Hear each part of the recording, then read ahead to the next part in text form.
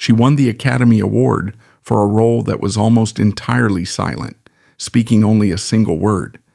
She actually lived for months with her ears sealed shut with wax, just to experience her character's silent world firsthand.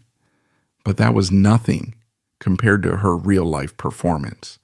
When her ex-husband, Ronald Reagan, moved into the White House, publishers offered her blank checks worth millions just to dish the dirt. She slammed the door on every one of them, refusing to even utter his name in public for 40 years. By 64, Hollywood had written her off, treating her like a black and white relic from a dead era. So she orchestrated her own comeback, and it was glorious. She returned not as a quiet victim, but as Angela Channing, a primetime TV tyrant in full magnificent color. Every week, millions tuned in just to watch her sip her wine, narrow her eyes, and utterly destroy her enemies. She proved she didn't need the White House. She was too busy running Falcon Crest. Her story begins on January 5th, 1917, in St. Joseph, Missouri. It was a tough working-class Midwestern town, a hub for railroads and meat packing, where people valued practicality and endurance over frivolity. The place still bore the harsh traces of the Wild West. Just a generation before, it was the starting point of the Pony Express, and the place where the outlaw Jesse James was shot and killed. But even her birth date was a fabrication. For decades, her official studio biography listed her as born in 1914, 3 years earlier than the truth. This wasn't a typo. It was a deliberate lie that said volumes about the world she was about to enter. The origin of the lie is murky. Perhaps it was a studio invention to make her seem more mature for roles. More likely, it was a fabrication created by a young Sarah Jane herself. In the chaotic early 1930s, looking 19 instead of 16 could help her legally marry or get a job. Those 3 years were the difference between a child and an employable adult. From the beginning, she learned to manipulate reality to survive and understood that identity was malleable. Her childhood was not the stable, idyllic picture of pre-war America. It was marked by a profound and sudden loss that would become the defining event of her emotional life. In October 1921, when she was just 4 years old, her parents, Manning Mayfield, a laborer, and Gladys Christian, a stenographer, divorced. The reasons are lost to time, but the fallout was immediate and catastrophic. Just 3 months later, in January 1922, her father, Manning, was dead at the age of 27. For a 4-year-old girl, the world simply fell apart. The concept of divorce was an abstraction, but gone was not. Her father was gone. Then, in a second, more devastating blow, her mother was gone too. Gladys, seemingly unable to cope with single motherhood or the grief of her sudden widowhood, packed her bags and moved to Cleveland, Ohio, leaving Sarah Jane behind. The fractured family splintered. Her older siblings were sent to live with other relatives. Sarah Jane was taken in by neighbors, Emma and Richard Folks. He was the chief of detectives for the St. Joseph Police. The Folks household was not a warm, adoptive embrace. It was a foster home, a place of rigid, unyielding discipline. Richard Folks was a man who dealt in the harsh realities of crime and punishment, and it's likely he ran his home with the same severe, orderly hand. This was not a home of hugs and bedtime stories. It was a home of rules. Wyman would later confess that she grew up under such austere, strict rules that it took her many, many years to finally escape the bitterness of that childhood. It was here, in the cold formality of her new home, that Sarah Jane Mayfield learned her first great lesson: to be quiet, to be watchful, and to keep her own counsel. To cry was to show weakness. To complain was to be ungrateful. To speak out of turn was to risk punishment. She became, by necessity, intensely private. She built an emotional fortress, brick by brick. She even adopted their name, going through school as Sarah Jane Folks, erasing the last traces of the Mayfield family that had disintegrated. The girl who would one day be famous for her elegant, reserved, and sometimes icy demeanor was not acting.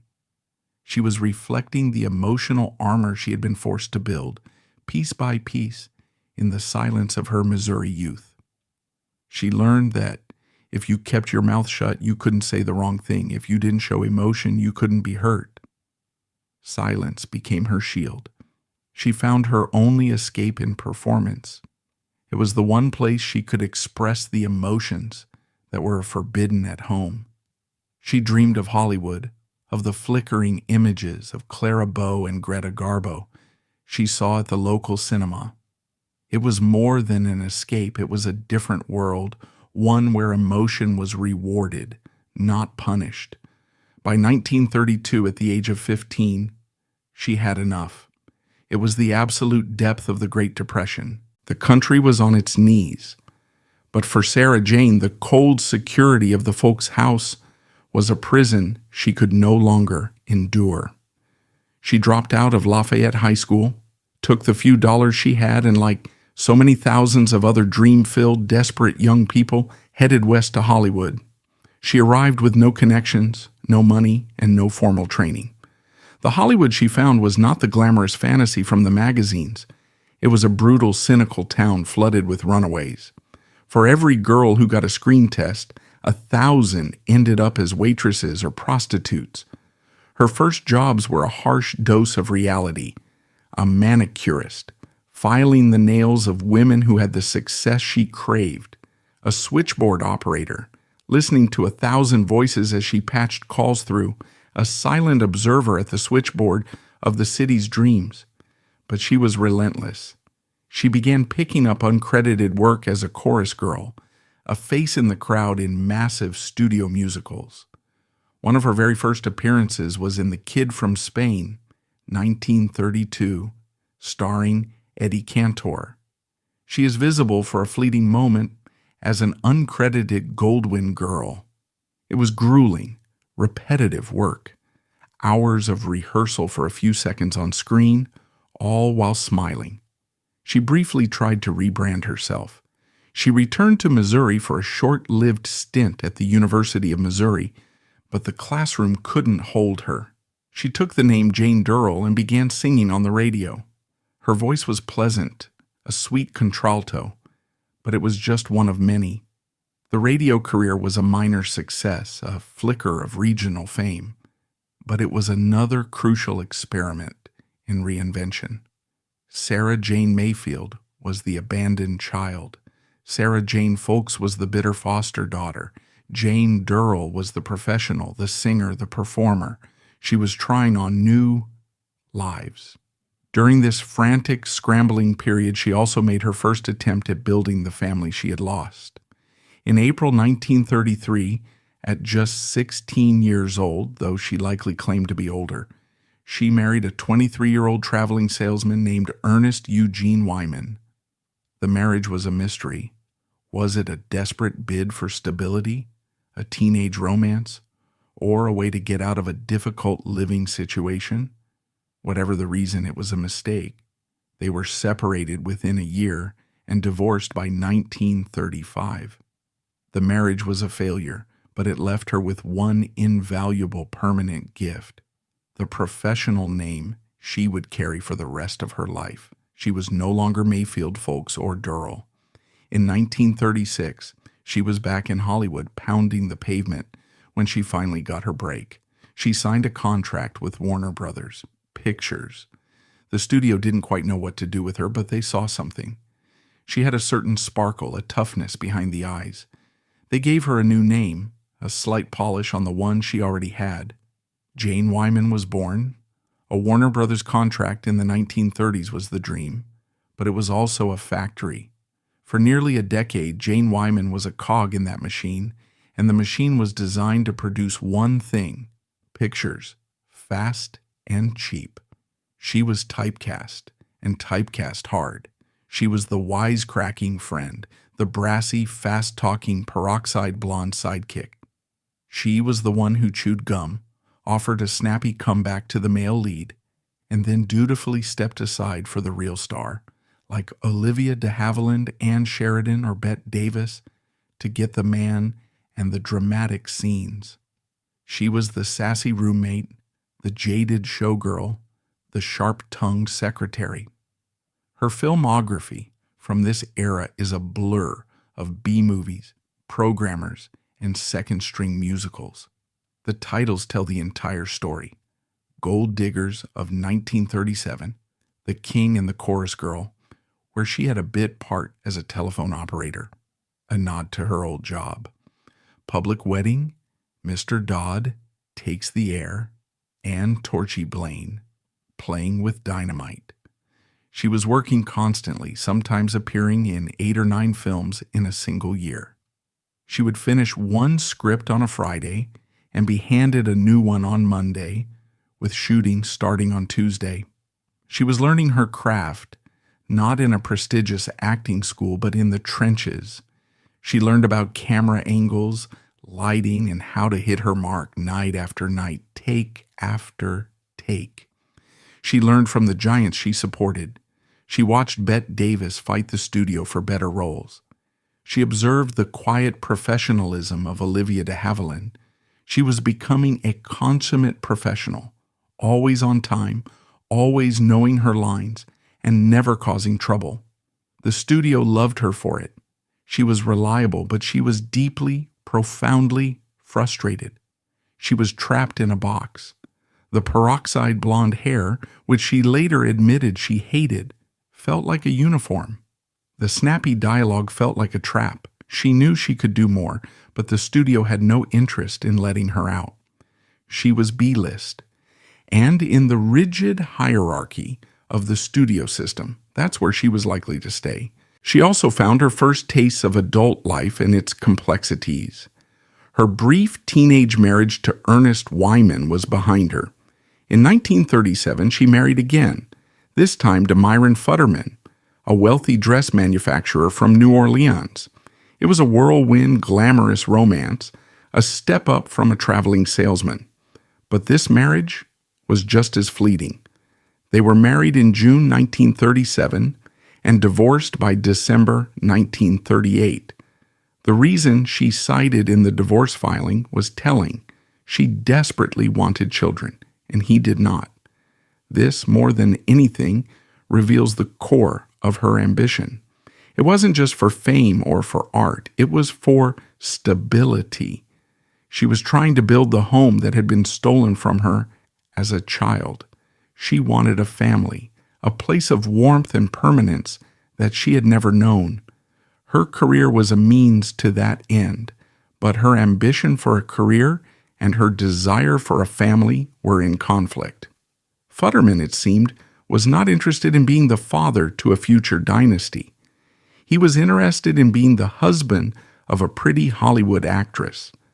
The marriage collapsed in on itself in a matter of months. So by 1938, Jane Wyman was 21 years old. She was twice divorced.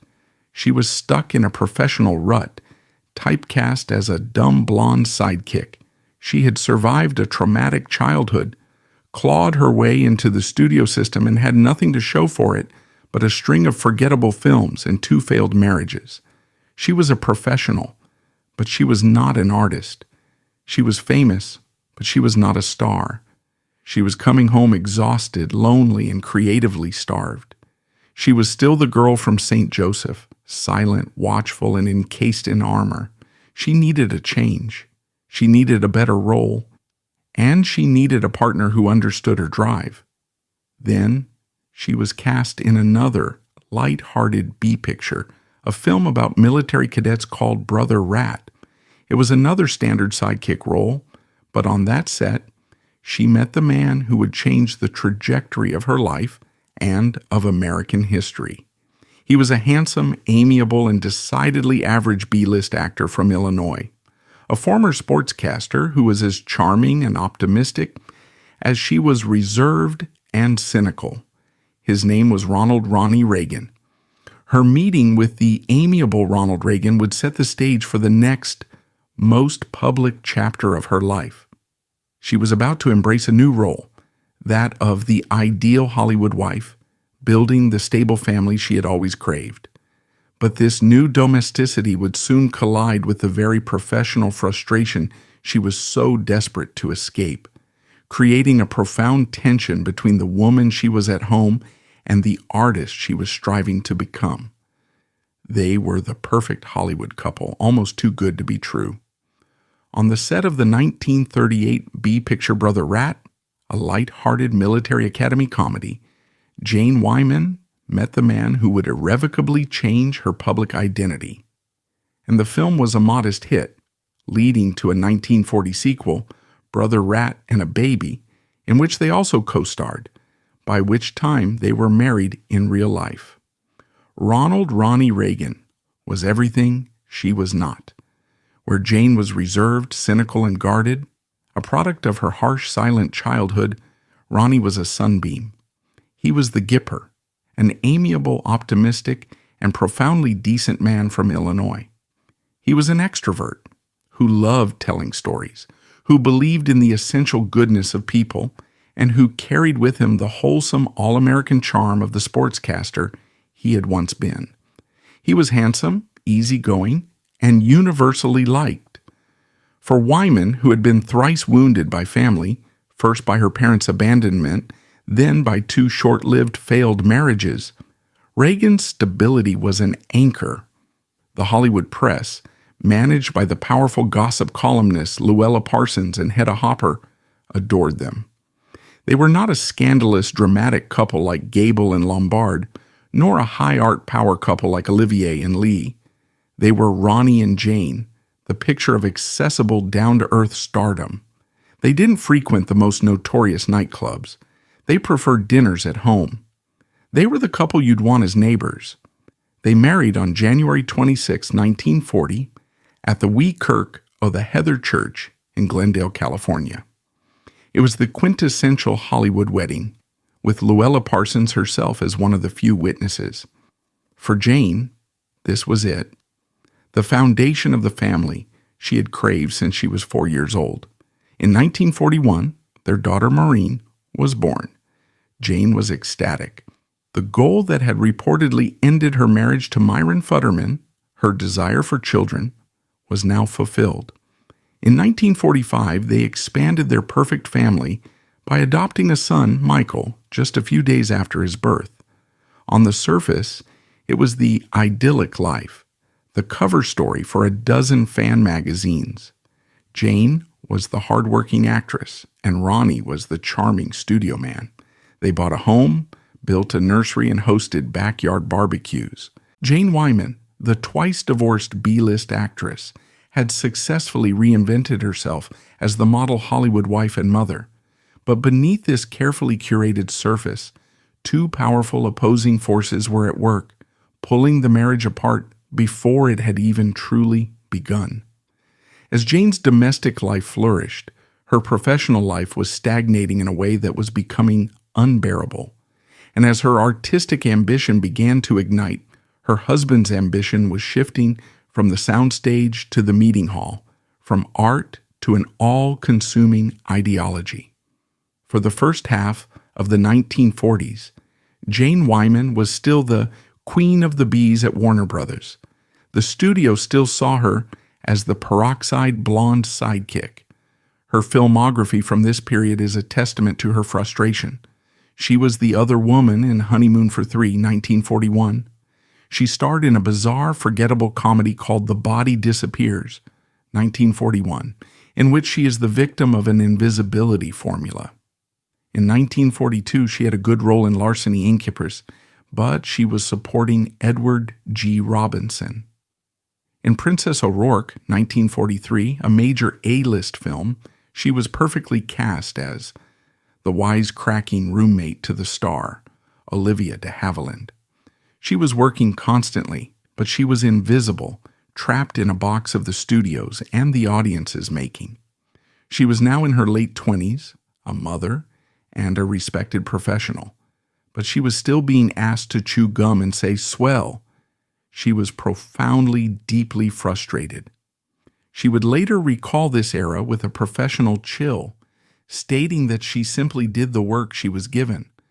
But the drive that had pushed her out of St. Joseph was not the drive of a woman content to be a sidekick.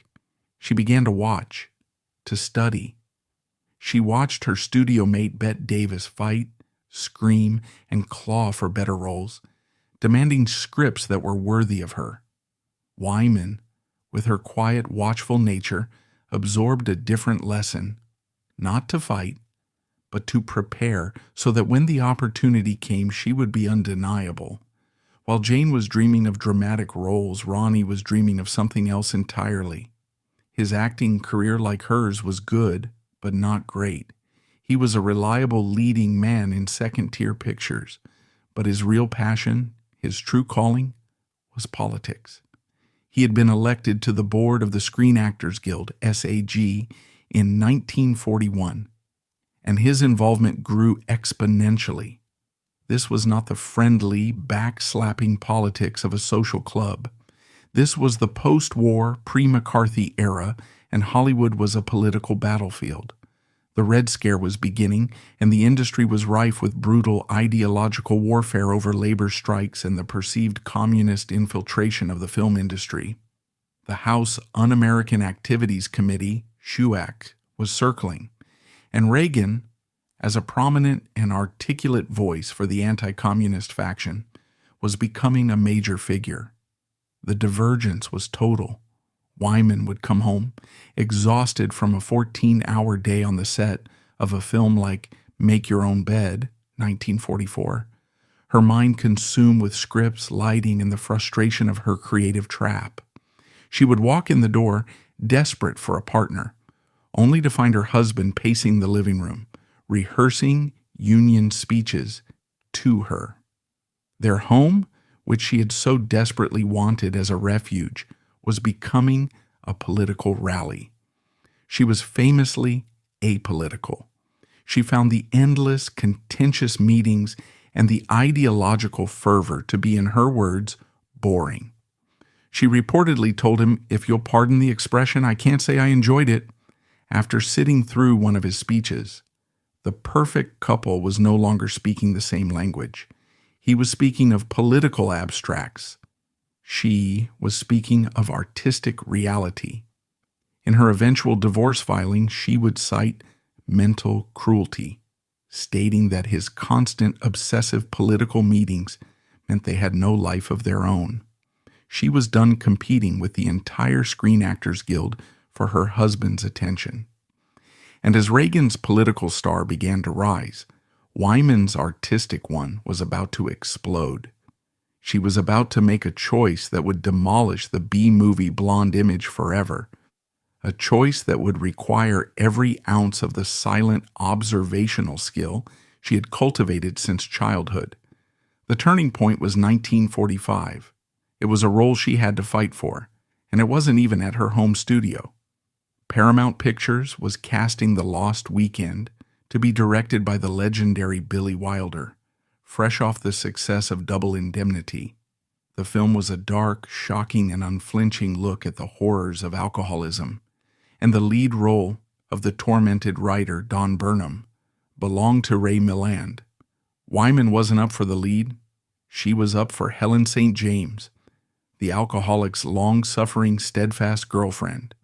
This was a Jane Wyman role in name only. It was unglamorous.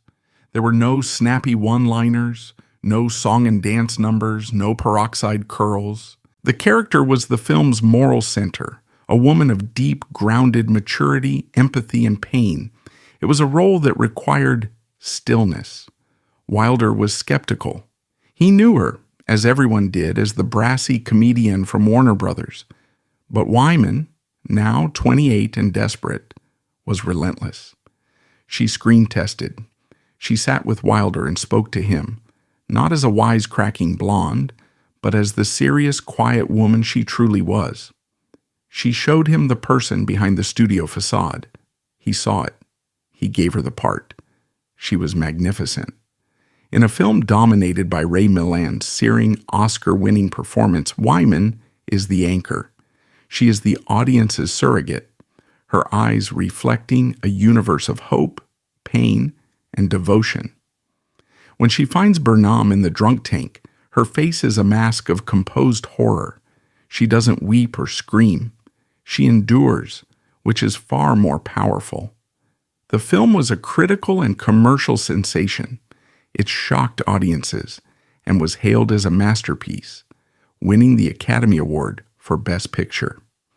And for the first time, critics and audiences saw the real Jane Wyman. The New York Times critic Bosley Crowther, while focusing on Milan, noted the excellent performance of Wyman as the girl who sticks by him. The wisecracking blonde was gone. A serious dramatic actress had arrived. Warner Brothers finally took notice, but their vision was still limited. Her next film for them was Night and Day, 1946, a glossy, fictionalized biopic of Cole Porter, where she was once again relegated to a supporting role. The real opportunity came when she was loaned out again, this time to the biggest studio of all, MGM, for their prestige picture of the year. The film was The Yearling, 1946, based on Marjorie Kinnan Rawlings' Pulitzer Prize-winning novel. The film, directed by Clarence Brown, was a sweeping Technicolor drama about a pioneer family in the Florida backwoods. Gregory Peck was cast as the father, Ezra Baxter, and child star Claude Jarman Jr. as their son, Jody. Wyman was cast as the mother, Ma Baxter. This was another complete transformation, and an even braver choice than The Lost Weekend. Ma Baxter is not a warm, maternal figure. She is a woman hardened and broken by the grief of losing multiple children. She is brittle, cold, and resentful of the love her husband shows their surviving son. It was an anti-maternal, de-glamorized role. Wyman, who so desperately wanted a happy family in her own life, was being asked to portray the precise opposite, a woman whose family was a source of constant pain. She poured all of her reserved, guarded, and painful childhood into the role. Her Ma Baxter is a portrait of emotional armor. When she is forced to confront the film's central tragedy, her performance is almost unbearable in its stark reality. She had proven she could handle serious drama. The industry was stunned. For her performance in The Yearling, Jane Wyman received her first Academy Award nomination for Best Actress. She lost to Olivia de Havilland for To Each His Own, but it didn't matter. She was in the club. She had competed against the biggest stars in the world and been recognized as their peer. In the space of 2 years, she had gone from B-movie sidekick to one of the most respected dramatic actresses in Hollywood. She had proven she could handle drama. Now she was about to take one of the biggest risks in Hollywood history, a role that would define her career and win her the ultimate prize. She was at the top of her professional game, but her personal life was beginning to unravel. In 1947, her husband, Ronald Reagan, was elected president of the Screen Actors Guild. His political life was no longer a hobby, it was his entire identity. That same year, the couple endured a terrible private tragedy. Wyman gave birth to a daughter, Christine. The baby was premature and died after only 1 day. This kind of profound loss can either bind a couple together or expose the cracks that were already there. For Jane and Ronnie, it was the latter. She was an intensely private, work-focused woman, grieving the loss of a child. He was now one of the most public political men in a town being torn apart by HUAC, a man who was, it would later be revealed, acting as a confidential informant for the FBI. The gulf between them, between the silent artist and the public orator, was now unbridgeable. She was now a serious dramatic actress, but this professional success came at a moment of profound personal tragedy. The loss of her daughter, coupled with the unbridgeable political gulf separating her from her husband set the stage for the most painful and transformative period of her life. It was in this crucible of private grief that she would find the courage to take the greatest artistic risk of her career, one that would cement her legend and simultaneously end her marriage. Jane Wyman was now a certified Academy Award-nominated dramatic actress, but she was also a woman in profound private turmoil. The professional triumph of The Yearling in 1946 was followed by the most devastating personal tragedy of her life in 1947. She and Ronald Reagan had eagerly awaited the birth of their third child. But the baby, a girl named Christine, arrived 4 months premature and lived for only 1 day. This kind of unimaginable loss can either fuse a couple together in shared grief or expose the irreparable cracks that were already there. For Jane and Ronnie, it was the latter. Wyman, the woman who had been abandoned as a child, had built her entire identity around creating the perfect, stable family. The loss of a child was not just a tragedy. It was a fundamental assault on the very foundation of her life. She retreated, as she had done in her childhood, into a fortress of quiet, private grief. Her husband, however, was incapable of being quiet. Ronald Reagan's life had become deafeningly public. In 1947, the same year their daughter died, he was elected president of the Screen Actors Guild. This was not the amiable social club role it had once been. This was the year the Red Scare went nuclear in Hollywood. In October 1947, just months after Christine's death, Reagan testified as a friendly witness before the House Un-American Activities Committee, HUAC, publicly naming individuals he believed to be communist sympathizers within his own union. His home, which Jane had so desperately wanted as a refuge, was now the command center for a political war. It was filled with strategy, ideology, and speeches. He was, it would later be revealed, acting as a confidential informant for the FBI, reporting on subversive elements within the industry. While Jane was grappling with the silent, internal, and intimate grief of a mother, her husband was engaged in a loud, external, and public ideological crusade. The chasm between the intensely private artist and the aggressively public politician was no longer a crack. It was an abyss. It was in this crucible of personal loss and marital collapse that Jane Wyman received a script. It was a property that had been floating around Hollywood for years, dismissed by every major studio and every major star as poison. It was based on a 1940 Broadway play, but it was dark, controversial, and considered utterly unfilmable under the rigid restrictions of the production code. The story centered on Belinda McDonald, a young deaf-mute woman in a remote, primitive Nova Scotia fishing village. She is isolated, treated as a dumbbell and an idiot by her own family and the entire town. She is then, in a shocking turn, brutally raped by a local fisherman and becomes pregnant.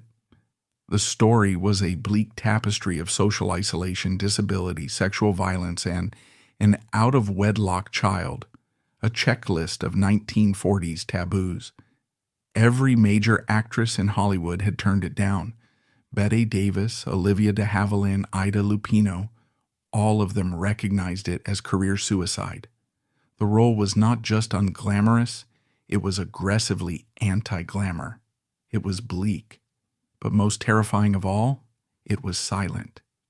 The star of the film, in the era of witty repartee and soaring monologues, would not be able to rely on her voice.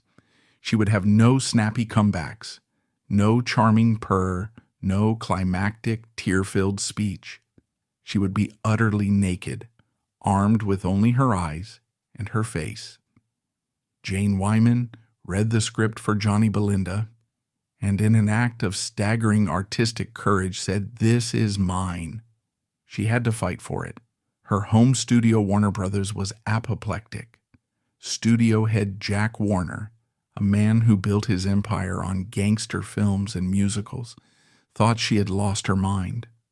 Why would his newly nominated star, the woman who had just charmed audiences in The Yearling, want to play a deaf-mute idiot? It was a box office disaster waiting to happen. But Wyman, the quiet, professional, no-nonsense workhorse, put her foot down. She had played the good soldier for a decade. Now she was an Oscar nominee. She had power and she was going to use it. She insisted. Warner, baffled, finally and reluctantly agreed.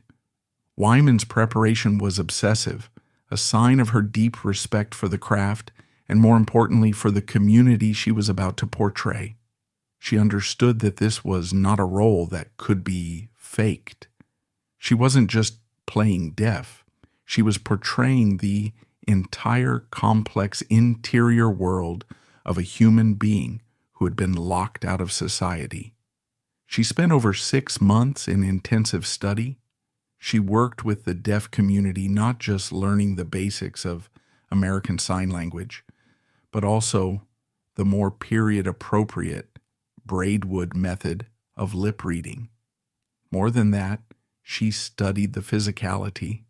She observed how a person who has lived their entire life in silence moves, how they watch, how they use their eyes not just to see but to hear, to catch the subtle flicker of an expression, the shift in a shoulder, the vibration of a door slamming. She was not preparing to imitate a deaf person. She was preparing to become a person whose entire sensory input of the world was different. When filming began, she took the final radical step. She went full method, long before the term was a Hollywood cliché. She plugged her ears with thick wax every single morning, sealing herself off from the world. It is impossible to overstate what this meant on a 1940s film set.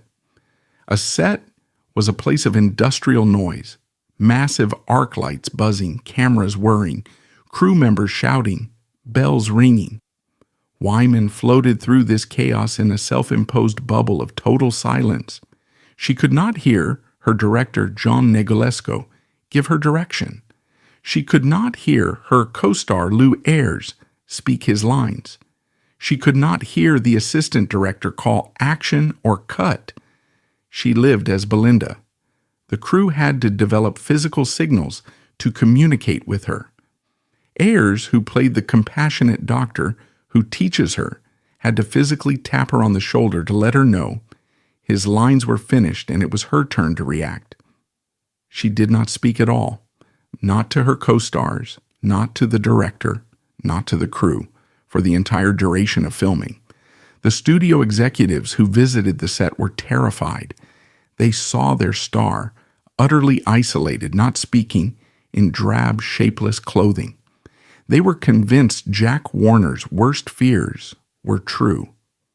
They were spending a fortune on a grim, silent art film that no one would ever want to see.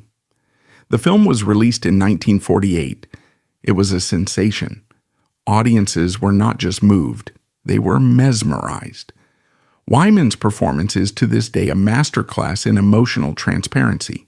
She had taken the silence that had been her childhood armor and weaponized it as an artistic tool. With no words, she conveyed a universe of feeling. We see the animalistic fear in her eyes as the doctor first approaches her. We see the dawning electric spark of intelligence as he teaches her the first sign, music. We see the shattering, silent terror of her rape, an act conveyed with such brutal, empathetic honesty that it slipped past the censors before they realized what they were seeing. And then the scene that became legend, the birth of her child. As she holds the baby, the doctor tells her the boy is crying. She, of course, cannot hear it. She watches the baby's mouth move, confused. Then the doctor guides her hand to the baby's throat. Her face, a mask of confusion, suddenly transforms. A slow, radiant, unbelievable smile spreads across her face as she feels the vibrations of her son's cry. She hears her baby for the first time. It is one of the most powerful and transcendent moments ever put to film. Johnny Belinda was a massive box office hit. The grim poison script that no one would touch became one of the biggest, most talked about films of the year.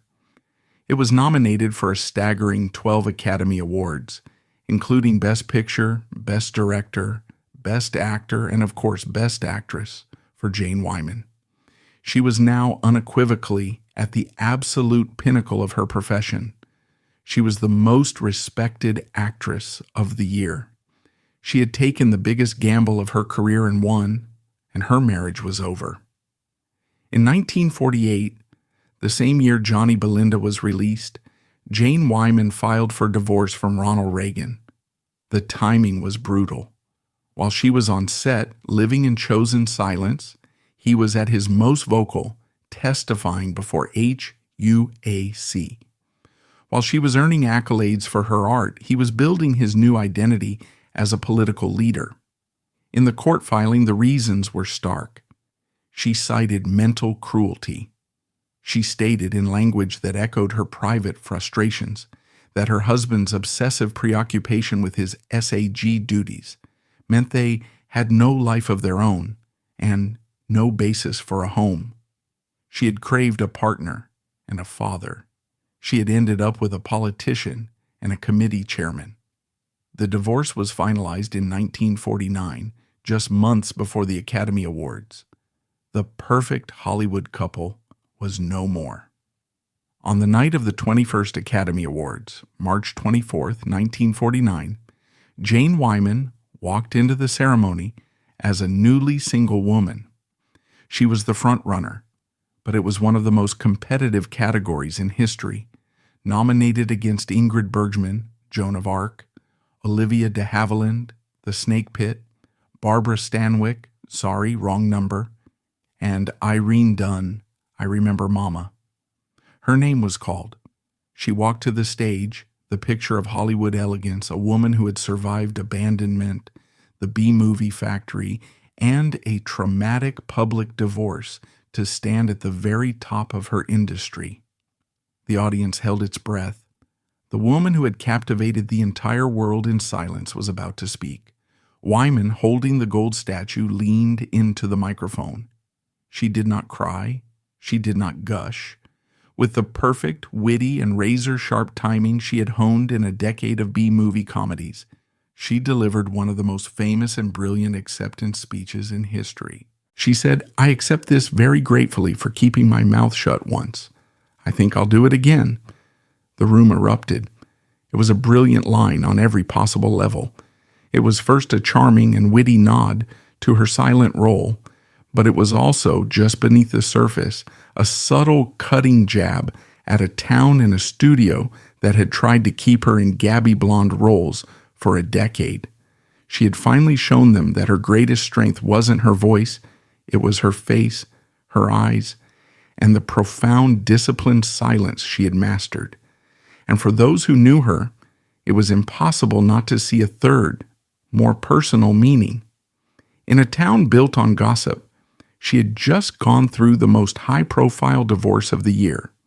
She had done it with quiet, sealed-lip dignity. And in a final exquisite irony, she was being honored for keeping her mouth shut, while her ex-husband's political talking had been the very thing that ended their marriage. Jane Wyman was now at the absolute peak. She was the best actress of the year. She was a major, bankable A-list star. She was also a 32-year-old single mother of two, facing a new decade and a new chapter entirely on her own. The armor she had forged in St. Joseph had just been proven to be made of steel. Walking off the Oscar stage, Jane Wyman was at the absolute summit of her profession. She was free, both from the B-movie factory and from a marriage that had stifled her. This new singular status required a new set of rules. As she entered the 1950s, she would build two powerful legacies simultaneously, one on screen, as the undisputed queen of the Hollywood melodrama, and one off-screen, with the creation of her famous impenetrable fortress of silence. Jane Wyman walked off the stage of the 1949 Academy Awards not just as an Oscar winner, but as a woman reborn. She was 32 years old, a single mother of two, and, for the first time in her adult life, completely, terrifyingly, and exhilaratingly on her own. The decade-long persona of Mrs. Ronald Reagan, the perfect Hollywood wife, had been shed along with her B-movie past. She had climbed the mountain alone, and the view from the top was entirely hers. What followed is, in many ways, the most fascinating and defining chapter of Jane Wyman's personal story. She enacted a policy of absolute, unwavering, and lifelong silence regarding the man she had divorced. From that day forward, she never spoke about Ronald Reagan in an interview, ever. It's crucial to understand the context of this decision. This was not a simple no comment. This was a fortress, built and maintained for over half a century against a relentless media siege. In 1952, Ronald Reagan married another actress, Nancy Davis, a woman who, unlike Wyman, embraced his political ambitions with fervor. As Reagan's political star began its meteoric ascent, from sought-after corporate speaker to governor of California in 1966 and finally to President of the United States in 1980, the pressure on Jane Wyman became unimaginable. She was the first ex-wife of a major party presidential candidate and then the first ex-wife of a sitting president. And this was unprecedented territory. The press, particularly the burgeoning tabloid industry, was rabid. They hounded her. They offered her fortunes for a tell-all book, for a single juicy quote. They camped outside her home. They asked her about her marriage, about Nancy, about the White House. Through it all, she was steadfast. Her only public comment, repeated like a mantra, became a masterclass in polite, ironclad dismissal. It's bad taste to talk about ex-husbands. This wasn't just dignity, though it was that in abundance. This was the ultimate expression of the girl from St. Joseph. It was the armor she had forged in childhood, now deployed as a professional strategy. Her life, she had decided, was her own. She had won her Oscar on her own terms, through her own talent, and she would not, under any circumstances, allow her identity to be swallowed by the man she had divorced. She refused to be a footnote in his story, to be cast as the scorned first wife. She was Jane Wyman, Academy Award winner. She was one of the biggest stars in the world. He was, as far as her public life was concerned, irrelevant. While her ex-husband was building his new political life, Wyman poured her energy into her work, and she entered the most dominant and commercially successful phase of her career.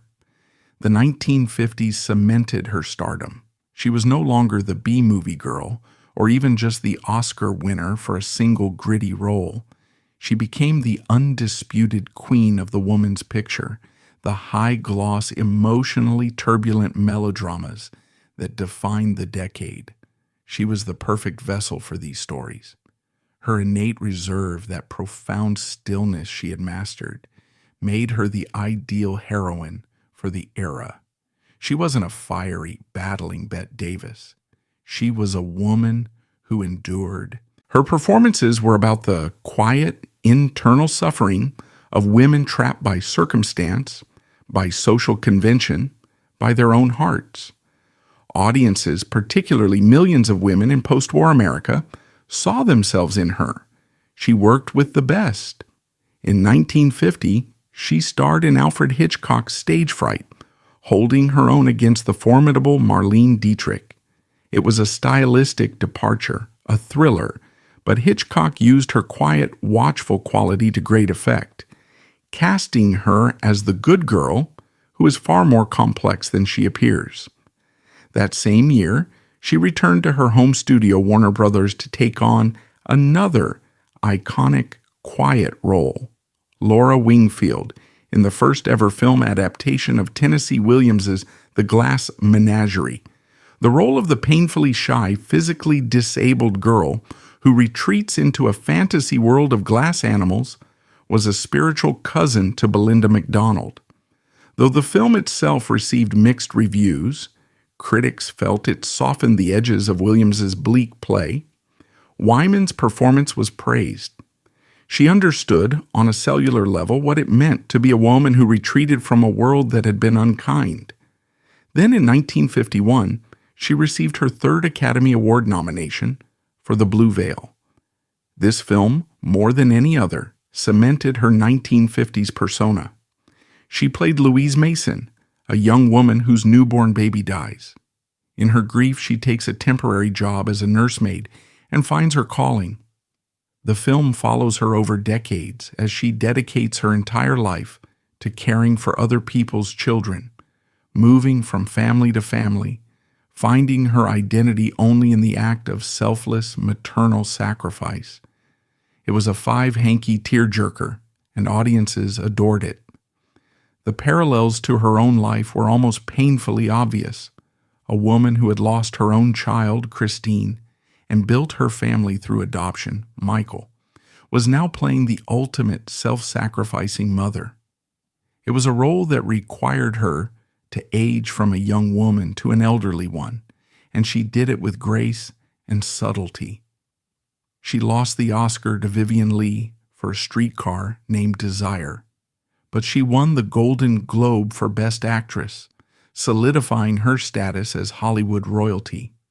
She was now one of the most bankable stars in America, and this power led her to the two most iconic films of her 1950s career, her legendary collaborations with the great director Douglas Sirk.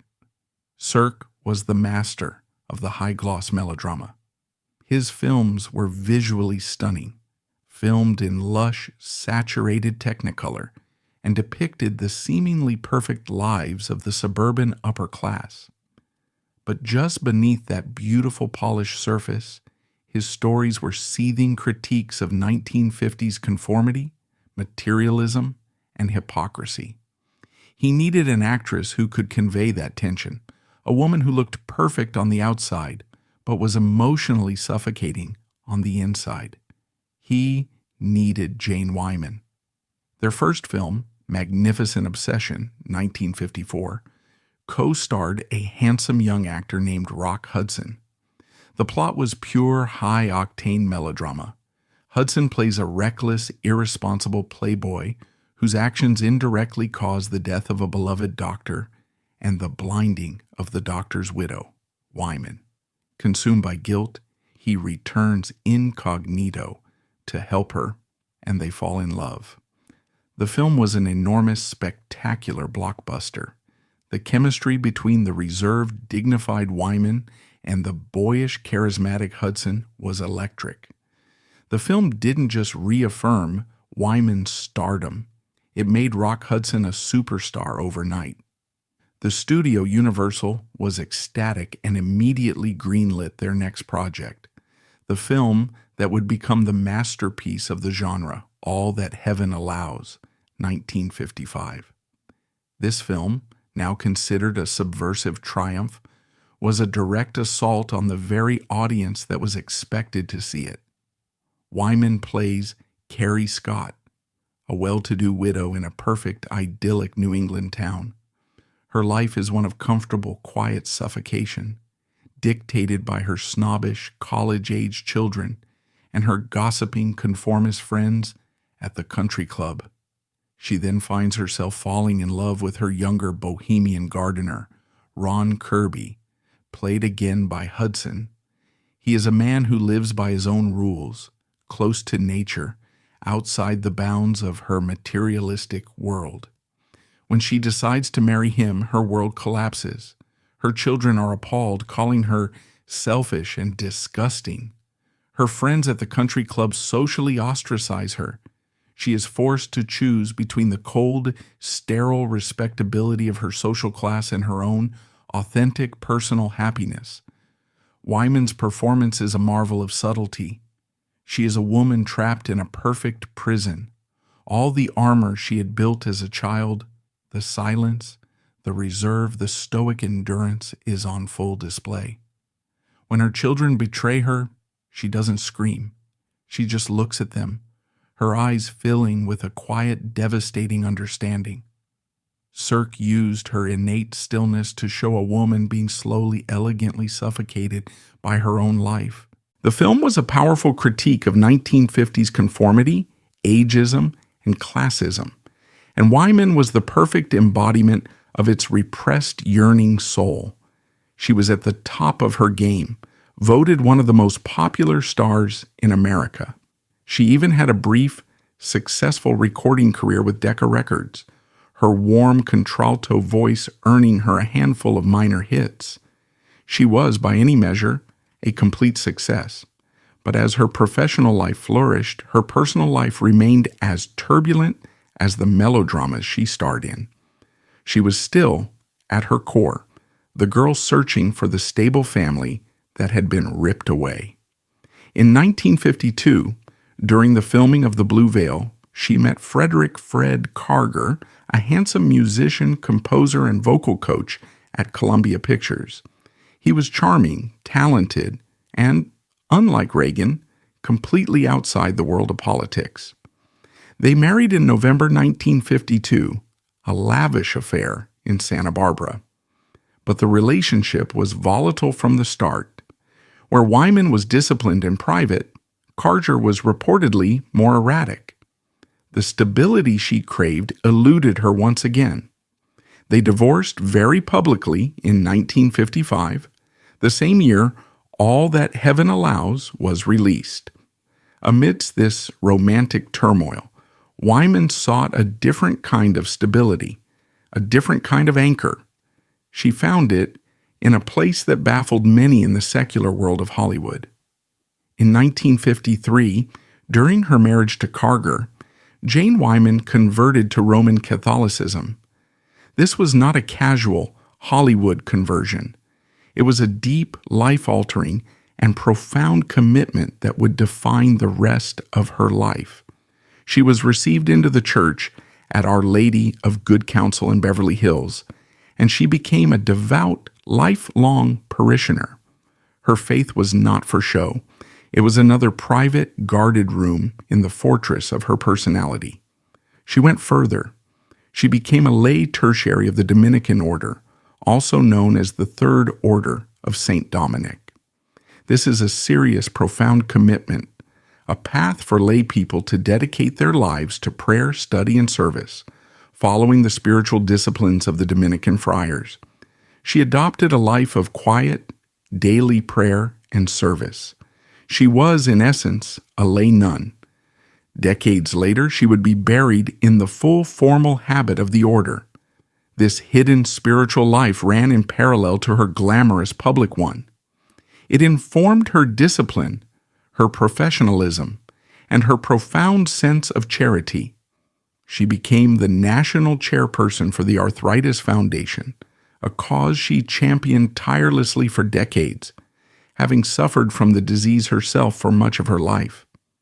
By the end of the 1950s, the world was changing and Hollywood was changing with it. The old studio system that had built her, the one she had both fought and mastered, was crumbling. The glossy, high-stakes melodramas that were her bread and butter were beginning to fall out of fashion. A new generation of stars, Marlon Brando, James Dean, Marilyn Monroe, had arrived, bringing with them a gritty, raw realism. And then there was television. The little box that the studios had first ignored, then feared, was now in every living room in America, and it was devouring the movie audience. Wyman's film career, once so bright, began to fade. Her later 1950s films like Miracle in the Rain, 1956, and Holiday for Lovers, 1959, were not as successful. The queen of melodrama was finding her brand of dignified suffering was no longer what audiences wanted to see. She was in her 40s, an age where Hollywood became, and remains, notoriously unkind to its greatest female stars.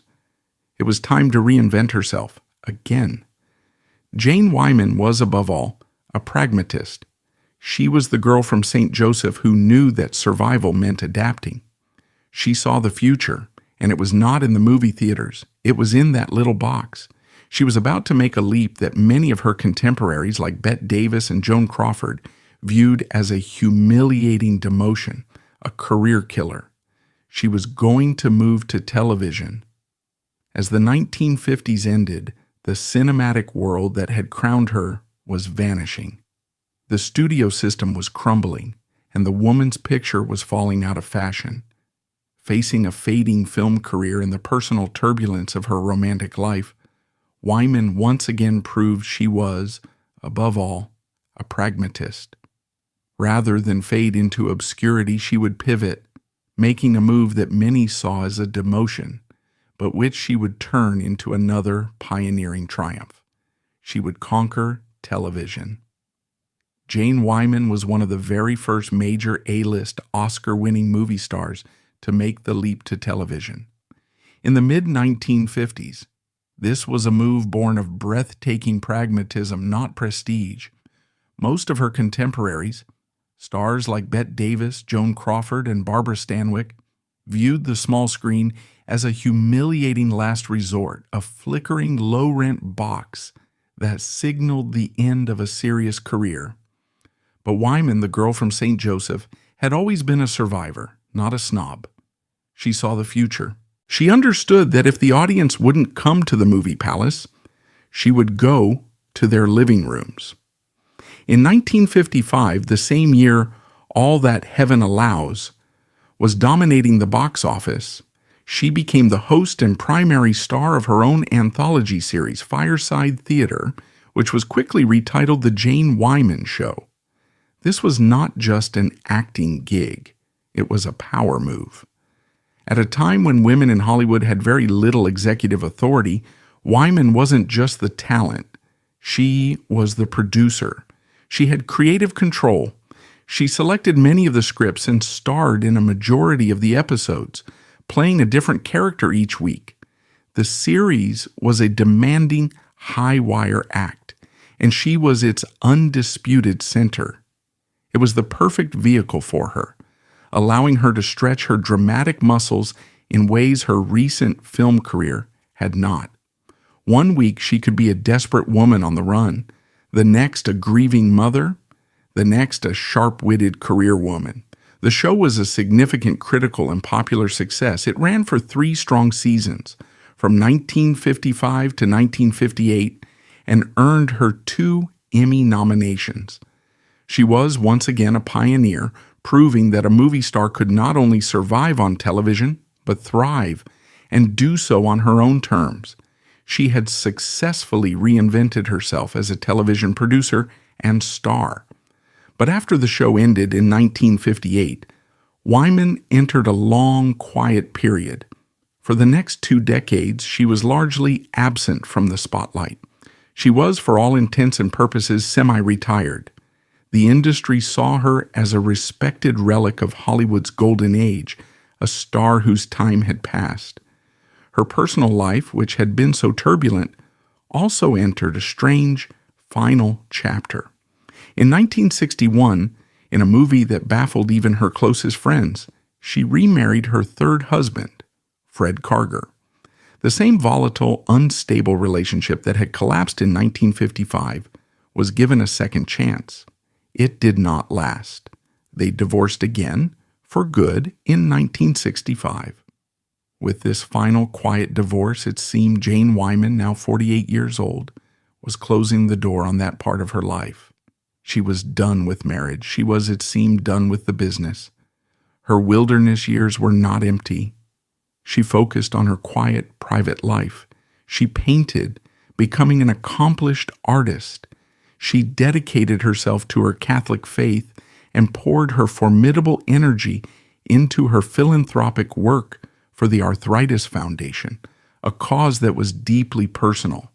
She suffered from the disease as well as type 1 diabetes, and her battles with chronic pain were a private daily struggle.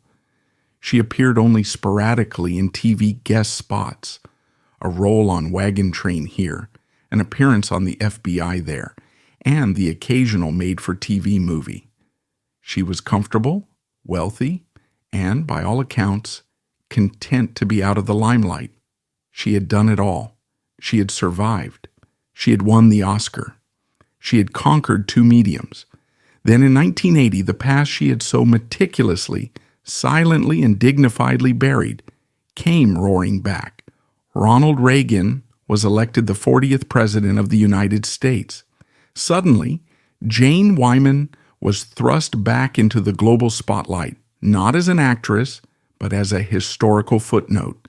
The press was relentless. She was, in an instant, one of the most famous women in the world, the first ex-wife. The media descended on her home in Rancho Mirage. The woman who had famously refused to speak his name was now the hottest get for an interview in the world. And her famous silence, the armor she had forged as a child, held firm. She gave them nothing. She repeated her mantra. It's bad taste to talk about ex-husbands. Her refusal to speak in the face of this unprecedented media storm only made her more fascinating. In an era of tell-all confessionals, her silent, unshakable dignity was an act of profound, almost defiant power. But the renewed attention had an unexpected side effect. It put her name back in the minds of producers. Hollywood once again was talking about Jane Wyman. At that exact moment, a new genre was dominating television, the primetime soap opera. Dallas, with its shocking Who Shot JR cliffhanger, had become a global phenomenon. Its rival Dynasty, with its high-fashion catfights, was climbing the ratings. The producers at Lorimar, the same company behind Dallas, were developing a new show to compete, a series set in the glamorous, backstabbing, and wealthy world of California's Napa Valley wine country. The show was called Falcon Crest, and they needed a star, a real star. They didn't just need a TV actress. They needed a queen, a legend. They needed a matriarch who could go toe-to-toe with J.R. Ewing and Alexis Carrington. They needed someone with gravitas, with history, with a spine of steel. In 1981, at the age of 64, Jane Wyman was cast as Angela Channing, the ruthless, manipulative, and utterly commanding head of the Gioberti Channing dynasty. It was without question the most brilliant and subversive casting of the decade. The role was a complete 180-degree reversal of everything she had ever been known for. This was not the suffering, silent victim of Johnny Belinda. This was not the gentle, yearning, self-sacrificing widow of all that heaven allows and the blue veil. Angela Channing was a shark. She was brilliant, cold, power-hungry, and would stop at absolutely nothing to protect her land and her power. She was the oppressor, not the oppressed. She was the villain. And Jane Wyman, the devout Catholic, the queen of the tearjerker, relished every second of it. All the discipline, all the reserve, all the icy control she had cultivated her entire life, she now channeled into Angela. When she narrowed her eyes, sipping a glass of wine from the vineyard, she ruled, before delivering a devastating, perfectly timed put-down, you weren't just watching an actress. You were watching a master deploying a lifetime of skill. Her innate stillness was no longer about endurance. It was about power. It was the stillness of a predator, waiting for the precise moment to strike. The show was an immediate, massive hit. It premiered in December 1981 and quickly became a top 10 show, anchoring the CBS Friday night lineup for nearly a decade. Falcon Crest ran for 9 seasons, from 1981 to 1990, and Jane Wyman was the show. She was the moral center, as one critic called her, even in her villainy. Her set was run like her old Warner Brothers days, professional, punctual, no nonsense. She was the first one to arrive and the last to leave. She was known for being tough, demanding the same level of preparation and discipline from her co-stars as she demanded from herself. The girl who had learned her craft in the trenches of the B-movie factory did not suffer fools. In 1984, she won the Golden Globe for Best Actress in a Television Drama Series. It was a stunning, triumphant moment. She had done the impossible. She had conquered B-movies in the 30s, achieved artistic immortality in the 40s, ruled the woman's picture in the 50s, and now, in her 60s and 70s, an age when most of her contemporaries were long forgotten, she was one of the biggest and most powerful stars on television, in a role that was the complete antithesis of her original stardom. Her health, however, was failing. The decades-long private battle with type 1 diabetes and severe arthritis was taking its toll. During the ninth and final season, 1989 to 1990, her health declined so severely due to liver disease that she was hospitalized and forced to miss most of the episodes. The show, without its iron-willed center, floundered. But Jane Wyman would not go out quietly. Doctors advised her to rest, but she was determined to finish her story. The professional who always hit her mark, who always finished the job, returned for the final 3 episodes of the series. In the show's very last episode, in a fitting and poetic end to her entire career, she reportedly wrote her own uncredited final monologue. As Angela Channing, she delivered a final, powerful address to the valley she ruled, a meditation on life, legacy, and power. It was a fitting end, written and performed by the woman who had always, in the end, been the author of her own life. After Falcon Crest wrapped in 1990, she essentially retired.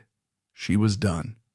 Her final screen appearance was a single poignant guest role in 1993 on Dr. Quinn, Medicine Woman, playing the mother of her friend Jane Seymour. And then she simply stopped. Her final bow on Falcon Crest, delivered on her own terms, was the definitive end to her second spectacular career. The woman who had reinvented herself for 60 years was finally finished with the spotlight. Having achieved success in B-movies, A-list dramas, and primetime television, she was now ready for her final and most personal reinvention, a return to the privacy she had always craved. Her last chapter would not be as an actress, but as the quiet, devout, and self-possessed woman she had been all along. After Falcon Crest wrapped in 1990 and her final guest spot in 1993, Jane Wyman did what she had always threatened to do. She disappeared.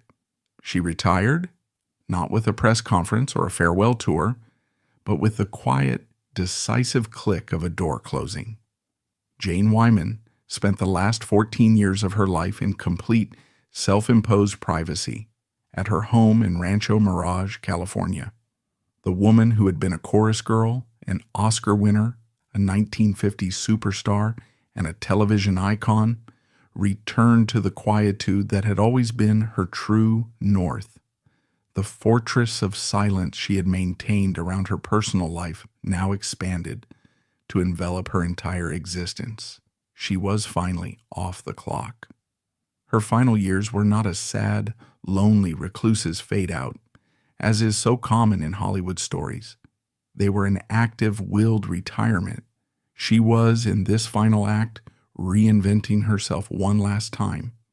As Sarah Jane Mayfield, a private citizen, she poured her time into the things that had always been her true passions, away from the camera.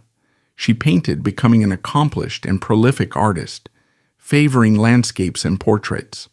Her work, like her acting, was marked by its control, professionalism, and surprising emotional depth, and she deepened her devotion to her faith. Her life as a lay Dominican tertiary, which had been a quiet parallel to her public career, now became her central focus. Her days were structured by prayer and contemplation. Her social circle shrank to a small, tight-knit group of close friends and her fellow parishioners at Sacred Heart Catholic Church in Palm Desert. She attended Mass regularly, often slipping in unnoticed, a small frail woman in a simple pew. This, it turned in, was the stability she had been searching for her entire life, not in a husband or a studio, but in her God. She was a beloved, if famously private, member of the community. She was known for her unannounced acts of charity, quietly supporting local causes and her parish. The armor she had worn in Hollywood was no longer necessary. She had found peace. Then, in June 2004, the world she had so successfully kept at bay came calling one last time. Ronald Reagan, the 40th President of the United States, died after a long public battle with Alzheimer's. The world watched to see what she would do. Jane Wyman, now 87 years old and in frail health, was the last remaining link to his other life, the Hollywood life. Her silence had been her trademark, her defining public statement for 56 years. The press, even in this solemn moment, was poised. Would she break it? In a final moving act of grace, she did. She did not release a gushing, media-friendly statement. She did not grant an interview. She simply and profoundly showed up. On the day of his state funeral at the Washington National Cathedral, a small, frail figure was seen being discreetly led to a seat. It was Jane Wyman. She had flown across the country. She sat in the back, away from the glare of the political and family front rows, where Nancy Reagan and the Reagan children were seated. Her attendance was a quiet, stunning acknowledgement of a life they had once shared, a chapter she had closed, but not erased. It was the perfect Jane Wyman statement, a physical act, not a gush of words. It was silent, dignified, and spoke volumes. Later, she released her first and only public words on him, a brief, perfectly pitched statement. America has lost a great president and a great, kind, and gentle man. My condolences to the Reagan family. It was respectful, warm, and in its profound simplicity, it was the final elegant closing of the book. On September 10th, 2007, Jane Wyman died in her sleep at her home in Rancho Mirage. She was 90 years old. Her death, like her life, was a study in dignified control.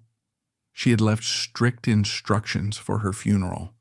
It was to be a traditional Latin requiem mass at Sacred Heart, the church she had loved. She was buried, as per her request as a lay Dominican, not in a glamorous gown, but in the full, simple white habit of the order. The woman who had been one of the most glamorous stars of the 20th century was laid to rest as a servant of God. Her legacy is one of the most complex and enduring in Hollywood history. It is, above all, a testament to the ferocious, quiet power of reinvention. She survived a traumatic childhood that should have broken her. She survived the brutal, impersonal B-movie factory of the studio system. She survived the collapse of that system, a painful and globally public divorce, and the wilderness of middle-age obscurity, only to emerge stronger and more powerful than ever. Her 2 stars on the Hollywood Walk of Fame, one for motion pictures, one for television, are monuments to a career that spanned over 60 years and had at least 4 distinct brilliant peaks. But her true legacy is more profound.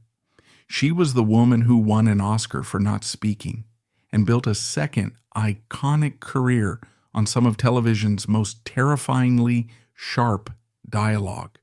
She was the devout Catholic who gave one of the greatest, most empathetic performances of a rape victim in film history, and who later joyfully played one of television's greatest sinners.